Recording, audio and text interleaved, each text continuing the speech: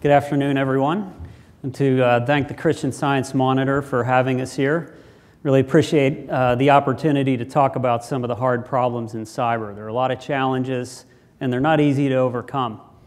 So I wanted to talk today about the idea of controlling cyberspace. I'm going to talk about what that means and how we might go about achieving that. I want to introduce the idea of controlling cyberspace by first looking at the ways we control the physical domains. And I think arguably most would agree that we can control the physical domains when we choose to. The air domain brings up the image of the F-35, one of the most advanced fighter aircraft in the world.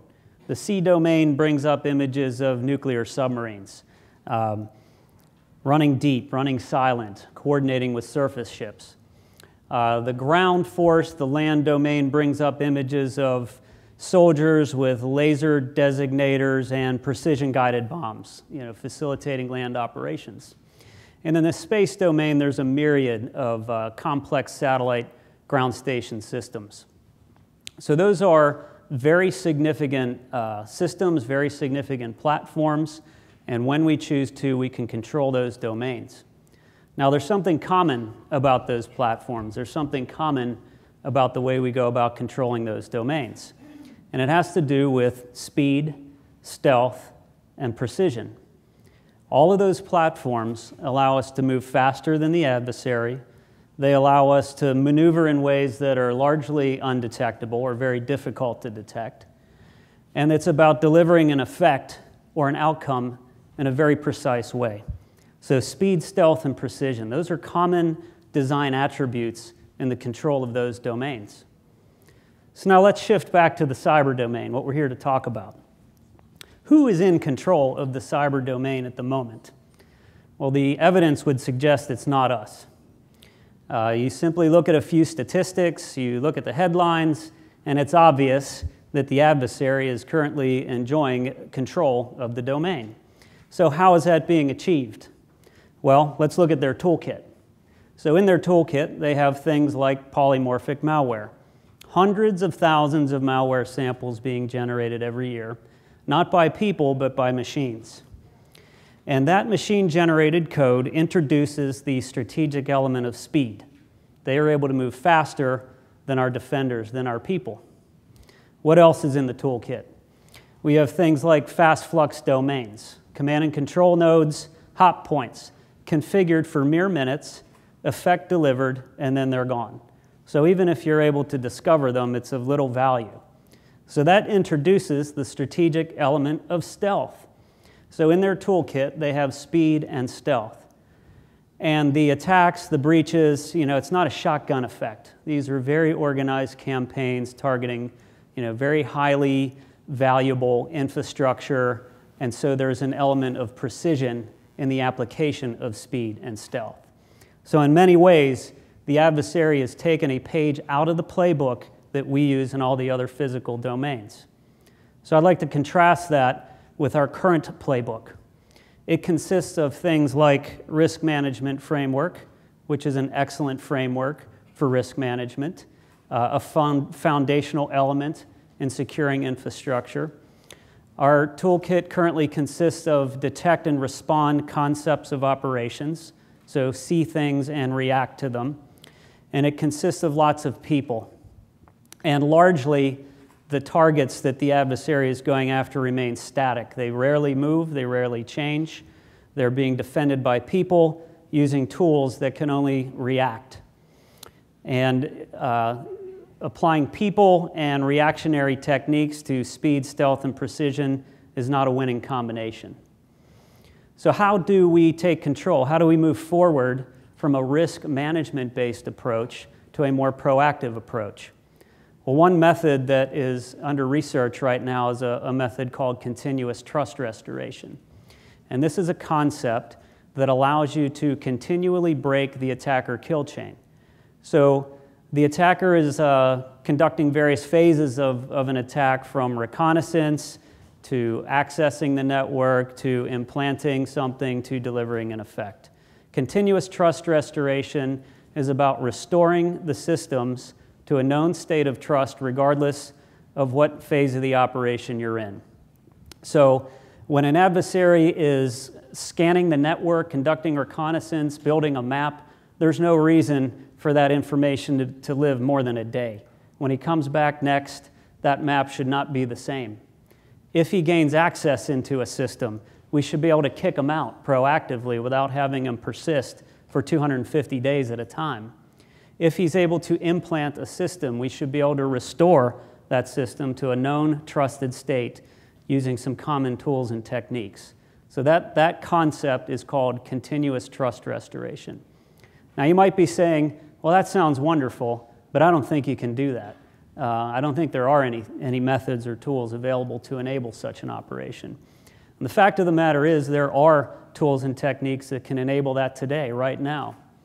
So control of the cyber domain is not achieved through things like firewalls and antivirus tools and patch management systems. The new tools of the trade are things like software-defined infrastructure, hypervisors, software identities, trusted boot, random route mutation, random host mutation. If you don't know what those are, you will soon learn about them, because those are the tools that allow us to introduce the new elements that we need to control the domain. So speed. If I'm able to use software-defined networking and software-defined infrastructure to change the configuration of my network, of my ground system, of my software, I can move faster than the adversary. We've now introduced the element of speed into our toolkit. If I'm able to morph and change the identity of my endpoint, of my host, of my server, of my network, I've now introduced the element of stealth.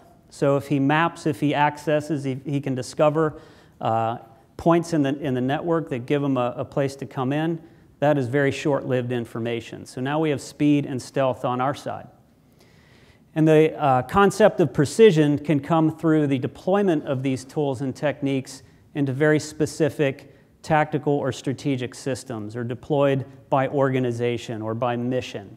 All right, so you could envision this through an enterprise, but you could also envision command and control techniques that allow you to take these tools and put them where they need to be and use them in the way I just described. So continuous trust restoration is an enabler to introduce speed, stealth, precision, and to enable control of the cyber domain. So in the future, I think most of us understand that battles will be won and lost on this digital battlefield that we've talked about. And controlling a domain is fundamental to winning. So until that's established, we can't expect to win on that digital battlefield. So in the air domain, we will picture the F-35. In the sea domain, we will picture submarines. In the space domain, we have a myriad of satellites, and we have precision-guided weapons for the land domain. In the center will be this resilient infrastructure. That is the enabler of the other domains to do what they need to do. And continuous trust restoration is the concept we see enabling the control of that domain in the future. So with that, I will take any questions that you have on that concept or anything I've said today. Just wait for the microphone to get to you. State your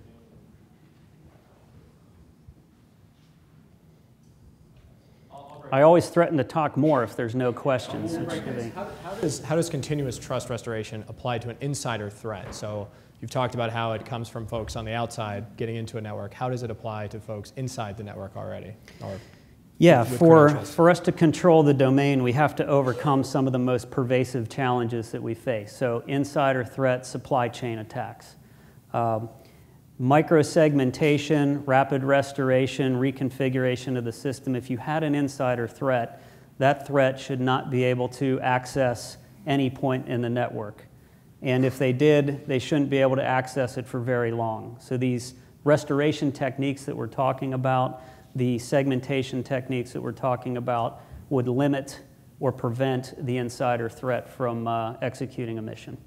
Likewise, on a supply chain attack, it would significantly overcome some of the compromises you might see from a supply chain attack. Okay. All right, then one more, since we followed on here by DARPA. Obviously, the DoD has a very large network. How hard is this to implement, or how fast can folks actually expect to get something like this up and running? What's the level of sophistication sort of involved here? Well, as I mentioned, all of the tools that are needed to implement what I'm talking about are available now. And so, the timeline to implement it is a matter of will. So they're no more complex than the tools that are being used now for the current model that we're following. And those can be, we're prototyping a lot of things now, and they could be out in the field very quickly. Vern, thanks so much for joining us. Thank you very much. Northrop Grumman.